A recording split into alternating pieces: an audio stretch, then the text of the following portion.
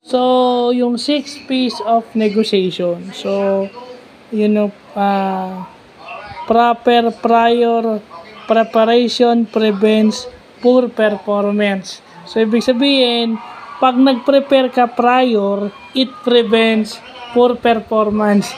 So, yung tumatak sa akin doon is prevents poor performance. So, pag nag-negotiate ka, tatandaan mo lang itong 6 P's of negotiation. Alam ko na itatag ko rito.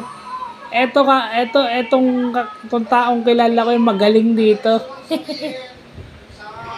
magaling tong taong kilala. Ay, itatag ko to. Baka siya lang itatag ko rito dahil mukhang siya lang. O dalawa lang silang alam kung magaling sa negotiation. Yung mga madaling kausap. So, yun. Butit may natutunan tayo. Proper prior preparation prevents poor performance. So, yun lang po.